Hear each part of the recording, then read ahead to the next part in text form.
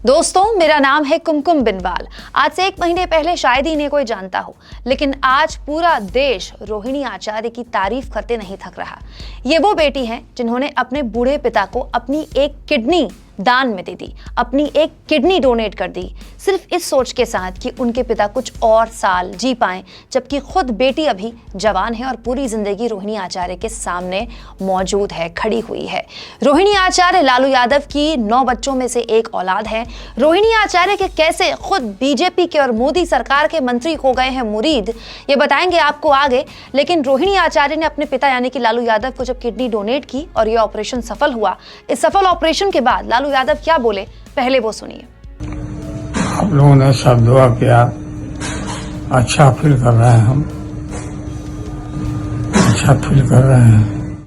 दोस्तों, अमूमन लालू यादव पर विपक्ष के नेता और खासतौर पर बीजेपी के नेता आक्रामक रहते हैं, लेकिन रोहिणी आचार्य ने जिस तरह से अपने बुजुर्ग पिता की जान बचाने के लिए अपनी एक किडनी दान कर दी, उसको देखकर, उस भावना को देखकर बीजेपी के भी लोग भी मुरीद हो गए हैं। खुद मोदी सरकार के मंत्री और बिहार से ही आने वाले गिरिराज सिंह ने रोहिणी आचार्य पर लिखा, बेटी हो तो रोहिणी आचार्य जैसी, गर्व है आप पर, आप उदाहरण होंगी आने वाली पीढ़ियों के लिए। वहीं बीजेपी सांसद निशिकांत दुबे लिखते हैं, मुझे भगवान ने बेटी नहीं दी, आज रोहिणी आचार्य को देखकर सचमुच भगवान से लड़ने का दिल कर रहा है।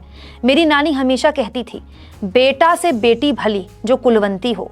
दोस्तों, रोहिणी आचार्य लालू यादव के 9 बच्चों में से एक हैं। उनकी छोटी बेटी हैं रोहिणी आचार्य, जो साल 2002 में इनकी शादी हो गई थी।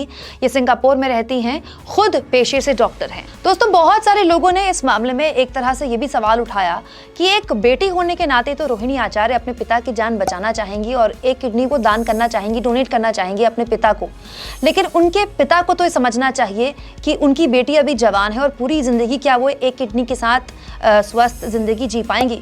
तो ऐसे लोगों को भी बता दूं कि लालू यादव शुरुआत से ही अपनी बेटी की किडनी लेने के लिए तैयार नहीं थे।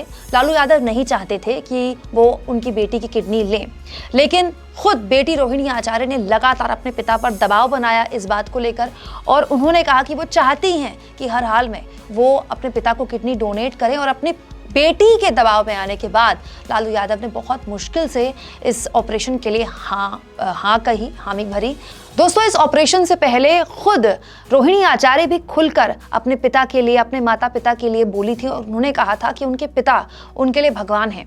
रोहिणी आचार्य ने इस पोस्ट में लिखा था, इस दुनिया में मुझे आवाज देने वाले पिता जो मेरे लिए सब कुछ हैं, अगर मैं अपने जीवन का एक छोटा सा हिस्सा भी योगदान दे सकूं तो मैं बहुत भाग्यशाली महसूस करूंगी। उन्होंने आगे लिखा, मेरे माता पिता मेरे लिए भगवान हैं, मैं उनके लिए कुछ भी कर सकती हूँ। आपकी शुभकामनाओं ने मुझे और मजबूत बनाया है। मैं आप सभी का दिल से आभार व्यक्त करती हूँ। मुझे सभी से विशेष प्यार और सम्मान मिल रहा है। मैं भावुक हो गई हूँ। मैं आप सभी को दिल से धन्यवाद करना चाहती हूँ। दोस्तों, हम उम्मीद करते हैं कि रोहिणी आचार्य जल्द स्वस्थ हो जाएं और उनकी जो ये भावना है जिसमें वो अपने पिता को भगवान मानती हैं, इसका भी हम पूरा सम्मान करते हैं। और वाकई रोहिणी आचार्य आज के वक्त में एक नज़ीर हैं कि कैसे एक बेटी ने अपने पिता की जान बचाने के लिए एक ऐसा दान किया जो कोई चीज़ नहीं है, कोई संपत्ति नहीं है, अपने शरीर का एक अंग है, जो खुद जानती हैं, एक डॉक्टर होने के नाते वो खुद जानती हैं कि उस एक अंग के बिना, एक किडनी के जरिए उनकी ज़िंदगी पहले जैसी नहीं रहेगी, उनकी ज़िंदगी में बहुत कुछ बदल जाएगा। लेकिन उस बदलाव को स्वीकारते हुए उन्होंने अपनी किडनी डोनेट की, इस उम्मीद के साथ, इस भावना के साथ कि उनके पिता कुछ और साल उनके साथ रहें, एक स्वस्थ जीवन आगे और जिएं। आप इस मुद्दे पर क्या सोचते हैं? कमेंट बॉक्स पर अपनी राय जरूर दें और दोस्तों, चैनल को ज्वाइन भी करें, सब्सक्राइब भी करें। और अब यूट्यूब ने हमें थैंक्स का भी ऑप्शन दे दिया है, जिसके जरिए आप हमारे फ्री जर्नलिज्म को सपोर्ट कर सकते हैं।